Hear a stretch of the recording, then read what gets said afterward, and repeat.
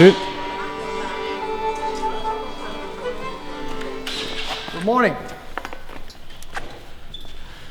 Today is the fourth time we come here at the auction thing, but today is the day we take the forklifts and the super heavy things with big trucks and stuff. Thank you very much.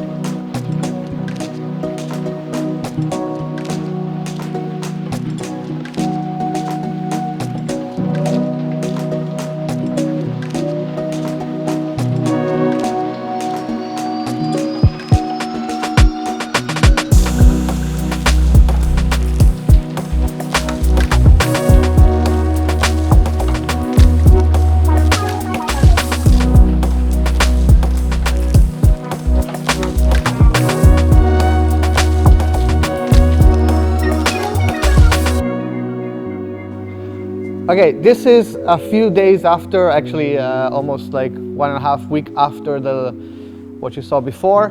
We finally moved everything, and you remember how huge this place was? Well, it's full now. We had to build this janky infrastructure to try to go like vertically, because the horizontal and floor space, it's already at its limit. Obviously, it's going to change when we're going to sell the things, hopefully soon, but first we have to catalog and understand what we have, what price we can make, and everything. It's going to be a lot of work, but I think it's going to be worth it. Plus, the things that we have. See these LED panels? They are amazing to film with, and we have like 900 of this. This wall is full of it. See it. Okay, but enough with the auction stuff, because we're actually getting ready, almost ready to start filming. Actually, let me show you something. Because we're getting closer and closer to be able to film and build videos again.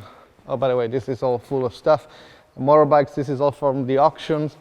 And the forklifts. These are amazing. I finally have power steering, and we have 3 of these. So I'm obviously gonna keep one, and I'm gonna sell one. The second one, I feel like I wanna keep it, but we'll see. Because they're so cool, but we probably don't need like 5 forklifts. So this is gonna be the first area that's gonna be ready to shoot videos with. This is like the metal working area. The most important thing was having electricity, because it might be a new thing for you, but you actually need electricity.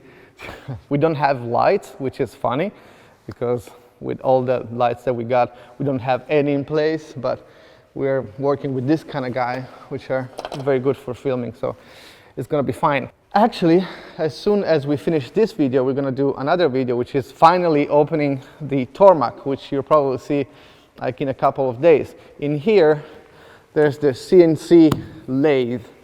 It's been here for a few months now, and I can't tell you how difficult it was to just, not start opening it and working with it. But obviously we had priority.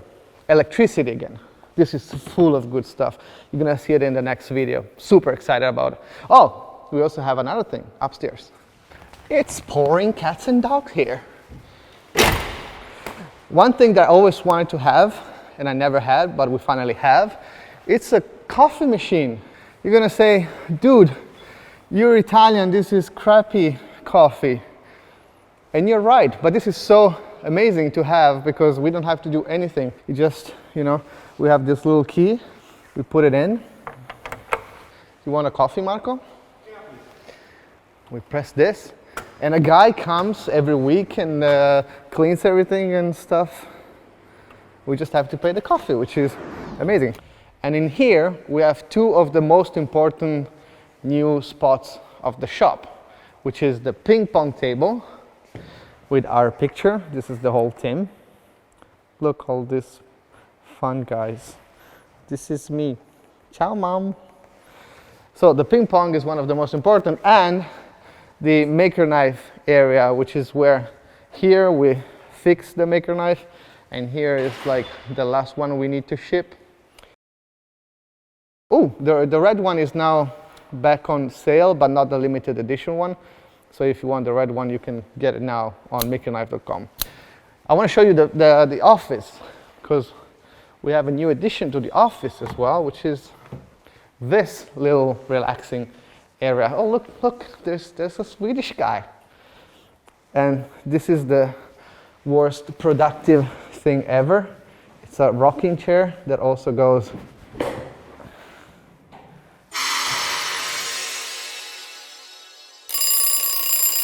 It's really hard to work if you do that, but I'm gonna do it now because I have a camera pointing on me. Oh, Jesus Christ. Oh, fuck. It's always like that. Here it's like some of you guys sent us nice maker knife stuff. This is from my friend Marcus Hoffman. Look at that. And that inside is not even a real maker knife. He made that before he had one, and it's like 1 millimeter off. Yeah, something like that. Very, very, very cool. Yeah, very accurate, but this is amazing. And this you already know. So, I don't know. I don't think I have to give you other updates for now. So, ciao, ciao. In the hand of a maker. This is a knife, a screwdriver, sandpaper, a chisel, a marker, anything you want. There's no project that doesn't need it. We just created the best way to carry it every day, everywhere. But it doesn't open bottles. If your finger is in the ring, it's like there's no locking mechanism at all. But there is. Yeah, it doesn't open bottles though. It's 100% waterproof. You can use it with any hand, in any condition. No limits, even in case of an emergency. Nope, it doesn't open bottles. It has perpendicular flat faces. A maker knows what that means.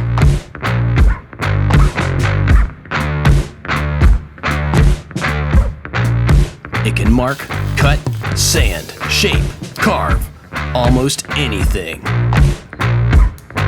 But it can't open a bottle.